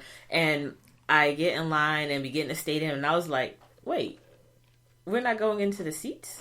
We got to stand the whole game? So you stand on bleachers, right? So the grass students stand on the side. And yeah. So you really, We literally, so when you see people on TV, like, no, that's us the whole entire game standing up. So I didn't realize that. I thought we were going to be in the seats. And I was like, oh, I'm glad I wore comfortable sneakers. So you're standing in, and then you packed in like sardines. Okay. Yeah. Not like this. We're like this. Okay. And they make you move over. So you can't be like, well, I'm going to, no, move over. So you're all packed up in there like, oh my gosh, but then the energy, and plus it's small. It's really small. I was about to ask you. It's like the size of your basement. Wow. So it's like, it's really like the whole arena? Right. Yeah. Like, because it looks like they're on top of you. Yeah. That's why. And it looks huge on TV, but I was like... No, it never looked huge on TV, honestly. It looked like but it did. I mean, it's just an experience, man, when you see it in person. And I'm assuming the acoustics are real good in there? Yes.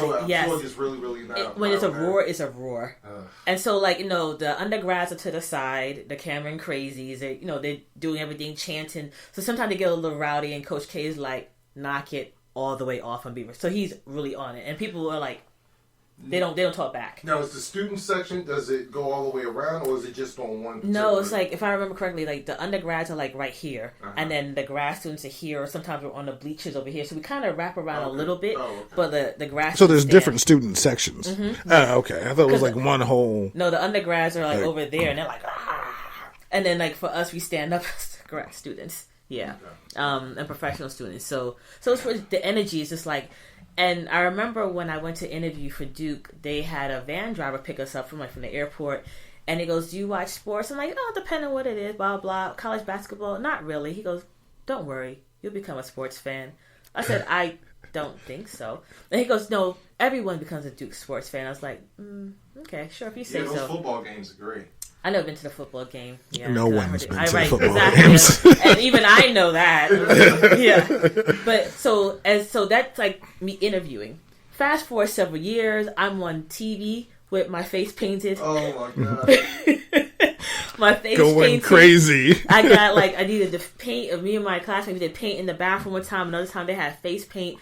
I think it was right before they won the championship game on the Possessiville, and like we had a deep paint on my face. The newscaster came over and interviewed me, so I'm on TV. Mm-hmm. Yeah, and I was like, "The energy, man! You gotta watch the game." And I was there while they won the championship, and I was in I forgot which we were in. I think we might have been in the actual stadium. Yeah, and we were watching it on the huge teleprompter. And when they won, and people talk about a deafening roar, and you're like, "Oh yeah, it's really loud." No, that's the first time I ever heard a deafening roar. And it's almost like everyone yelled at the same pitch at the same time that you momentarily went deaf. Wow. Like it was just like it canceled itself out, and it was just like confetti down. And I still have the paper. I still have the newspaper that they hand out, like the commemorative paper of their win. Oh, I should have brought it over. I should have, right? I could have framed it for you because I have two, and I could put it on your wall. I feel like burning stuff today. The funny thing is, I remember because you gave me a Duke hat, right? Yeah, I wore it. Yeah, I wore it to your house once, and you looked at it. You're like, "You'll hurt." I was like, "My best friend goes there now." I was like, "I can't hate it while she's there." I mean, I don't like them, but I can't hate them. I was like, She gave me a hat. What do you want me to do? I gotta support her. I mean, she's gone there. I can hate them again. Yeah. I mean, they're not the number. Hate them again. Yeah, they're not the highest ranked school in the ACC in basketball right now. So, Florida State is. Right? Damn right. Yeah. So that was it was great going to the games. I loved it, and and I'm glad I went to the games and did the face paint, had the full experience. Yeah, you had the whole. How many times did they win the championship while you were there? Only once. They got close one time and they lost. Well, it feels like she's been there. She was there forever. Yeah, so that's another thing too. Here we go, Ryan. Oh yeah. Yes. And that was the year 2015 when they won the championship. Yep. So that was like yeah. Okay. Yeah, so that's a whole good experience. I understand, Yeah. Well, you've been there when your teams won. Yeah. Maryland. I mean, I was around when Maryland won the first one. Another one. Oh my god! I went all the way in, and then that was me on camera as they were interviewing me. Yeah, we're looking at pictures of Dr. Arscott here for face makeup during her days down at going to Duke basketball games. Now, this was actually one of the things I was going to ask you. I mean, I was going to ask you, by any chance, did you ever go to Duke game while you were there? I was not expecting face Good gracious. But that's cool. That's cool. Yeah. I mean, I'm glad all of us got to experience something like that. I still remember the time when Towson beat, Louisville, and I got to storm the court. You can't. Oh, you did? Yeah, it was freshman year. Oh, God, I went with Orel, our mutual friend Orel, and we beat Denny Crum in Louisville at home at the Towson Center, and we all rushed the floor. At first, I was like, should I go out there? And then everybody went. I was like, hell, what other chance am I going to get to do it? Right. Which I haven't done it since. So, and we rushed the floor. It was just so cool, just jumping up and down. Yeah. You know, beating Louisville. And we got on Sports Center that night and everything. It was just so... Yeah, so those moments, you can't pass up a moment to go do something that you may not be able to do again, you know? So those moments are special. I remember being with Brian, I think the first time I was over at your house, I think Naylor wasn't even born yet. But when they went to the Final Four, remember you were in the apartment? Yes. Yeah, and then when you finally, we've been friends a long time. And then when you finally won, I remember the whole, excitement and everything, and I was rooting for Maryland too, so that was pretty cool. Yeah, and then the Lady Terps won in 2006. Yep, that was great. Yes, and of course, I had to root for my girl on that team, who's she's assistant coach. We beat a certain team that year. Yes, wasn't UConn. No, it wasn't UConn. No. Well, the Duke ladies aren't that good though. There we go. Yeah, no one. But you still. Let's not forget UConn is the most dominant force in the history of. And I've also been basketball. to Camp Out. No, okay, what's that? I don't know what that is. Of course not, because They might have camp outs at Maryland. So Camp Out is something at the beginning of the school year. Each year they have, and you literally camp out. I think it's for 72 hours to get season tickets for the Duke basketball game. Oh. And so, they camp out, like, you have to literally camp out. So, wait a minute, you said to get season tickets? Yes. But as a student. As a student. So you could do that. Yeah, you can do that. So you camp out, and when you camp out, like you have to do check-ins every hour. And you have to pay for the tickets or the free? Yeah, once you get it, I think it's but discount, I think $100 or something like that. That's not bad. So Duke Camp Out, so I'm going to show you pictures of what it looks like. Now, is the camp out in Shashevskyville? Yeah. Okay. This is literally it. So people are camping out. Oh my 1,700 graduate students, they are literally camping out. Yeah. And it's a party. It's a huge party. And it's tent I was city. expecting like 10 tents or something like that. No. 10,000. It is Good huge. Lord. Yep. It's a huge event. And they have they're U-Haul trucks that have food and water. They're barbecuing DJs, and so I wasn't going to camp out because I love my. Wait, they're much. barbecuing You DJs. said you weren't going to camp out? No, I weren't going to. Okay. But I went to You camp wasn't, out just right. for the experience. Oh, okay. And it's such a huge event that each school, like the engineering school, the law school, like different schools, they have their own team, whatever. Like they have their own name because they get together, and I think you have to have at least one person from your team or some percentage check in every hour at the main tent. But it's 24 hours. And you can't go home. And they do it again for the UNC Duke tickets because the season tickets are not included in that. Of course not. Yeah, not for that game. Right. Yeah. So you do a separate camp out for that. Oh, wow. But no, that's cool. In all honesty, it's cool to have a winning tradition. Go to school with such a winning tradition. To have cool traditions like that. Yeah. And to be a part, and be a part of that and experience that, that's cool. That's cool. Yeah, and that program is that school. That one program, makes that whole school. So it's not like they're a football school or anything. It's just, and that whole school is that town too. Right. Yeah. I will say this about this. I will always You'll say this about this, which would be. I said, that's what I just said. Yeah, you did. Okay. You're all flummoxed talking about Duke. I know. Right? It's a lot of Dookie talk on the B-side. Too much for you. Too much for you. Yes, but I will say this. Once Dookies get to the NBA, I find that I like them more. Well, yeah, I hated J.J. Redick and who's the dude the flopped all the time, Shane Battier. Oh yeah, Shane Battier. Yeah. So Elton Brand. Kyrie. Yeah, Kyrie. But Kyrie played Kyrie played like 2 games though. Yeah. So he doesn't really even count. But when they get to the NBA, I'm cool. We're cool with them. Yeah, it's like like I don't so. Okay. Yeah, I mean, I have to feel that way about the University of Miami and Florida players, depending on what team they go to. But I mean, it's cool. I'm glad. The thing is, I know I always get on you about that, but I mean, growing up, no one liked Duke. Like the thing is, though, it's always the same people who like Duke growing up are like Yankees fans. So I never got along with all those people because they just, well, I'm just going to go with this team because they're winning. Yeah. So you're from the Bronx. That's just like a given, even though you can't name 3 players on a team. Makes no difference. How many championships do they have? A lot. How many? A lot. Give me a number. I don't need to. When's the last time you went to a Yankee game? I've never been to any base. Well, oh, so you never, but you're a fan, but you never. Now, you got your face painted and waited in line and tinted out, but you didn't want to go to. So I've been to more Yankees games than you, and I'm a Mets fan? Yeah. That's crazy. Yeah. You also played You live baseball. like down the street. You also played baseball. Yeah, I didn't play baseball. So, you didn't play basketball. You were waiting in line. I played it in school. You weren't allowed to get your face painted as a kid. You got I think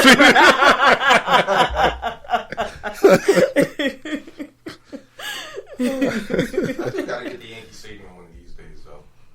Oh, the new one. I haven't been to the new one. I was at the old one. Yeah. But they pretty much. I mean, isn't the new one pretty much just a modernized? Yeah. I mean, you know what though? We could always just, like we did, mega bus it up. Go over there. Have you been to City? You've been to City Field, right? I haven't been to City Field yet. Yeah, so. No, I haven't been to. I mean, I went to Shea all the time, but I haven't been to City Field. I've been to City Field South. Yeah. Well, when we were in New York last year, it just so happened the Orioles were in town, so we were actually thinking about going to a Yankees game. Oh, but cool. It just didn't. Yeah. Yeah, just the times didn't work out. But yeah, we were actually thinking about going. So. Yeah, that'd been cool. We'll definitely got to go up there and I don't know if the Mets and Orioles play this year, but if they don't, I would still go down there and see. I really hope the Mets do, because I don't want to go down here because I didn't really I don't want to go. That still burns me, man, to this day. Why are you still angry about that? Because I expect Yankee fans to take over our stadium they've been doing that for years. But Mets fans, man, I still cannot believe it was blue and orange everywhere. High fives. It's just it was like one big Mets happy family. Wait a minute, this is Oriole Park. What is going on? It's a good place for us to congregate. That's all. I mean, the thing is, Mets fans live everywhere because we're New Yorkers. It's not, right. People want to always focus on the other team that spends way more money than we do, and they always get the front page and everything, but we have a loyal fan base. Yeah. We always have. I just really was. So, and we travel, but yeah, when I went, I knew it. You didn't know it. I expected it. Because everywhere, I think you were the only Oriole fan in the section, weren't you? It was like a whole Met section. So, but it was a C. I know because I remember the Yankees played the Orioles that one time, and that's the only Orioles game I went to, and it rained out a bit, and we just took over. I think it was the Orioles. It wasn't. That's like every game though. Yeah. Yankees. But see, like I said, because Yankees and Red Sox. Yeah, so they play multiple times a year. Right, and they always come down. We play them hardly never. Right. But we came Camden. We definitely took over Camden Yards 4 times we played there. 4 times. But we went how many of those games? Probably 2 or 3. We saw the Mets twice, right? We saw the Mets twice because we went to the one game that one you actually won. Yeah. That walk off, which was 2.5 years ago, something like that. So. Oh man. All right. So you have any questions for the doctor? What did you want to ask? No.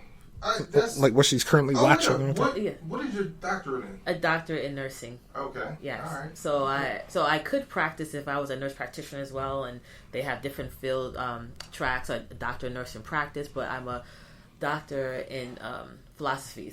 So all the research, primary research, all those research questions. That's what I do. So I don't really practice like that. Okay. Yeah.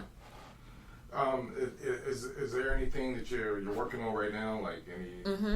So my research and my background largely is looking like HIV prevention and sexual health in adolescent young adults. And so right now I'm in a fellowship at Johns Hopkins University, and my focus is more on violence and trauma. So I'm taking that, combining and looking at defective violence and trauma, particularly with young Black men. Okay. Yeah, and on the HIV risk and sexual health. And she has a lot of her experience in working with the youth here in Baltimore City. Mm-hmm. So that's where she got the track record to go and get accepted into a place like Duke. Mm-hmm. Her undergrad was exceptional, but then also working with and side by side of people here, helped do that. And then she, brought her experience back here because I feel like a place like Baltimore needs someone who cares about the city and wants to help everybody out, and she's one of those type of people. So Yeah, man. So yeah, we definitely appreciate you being here.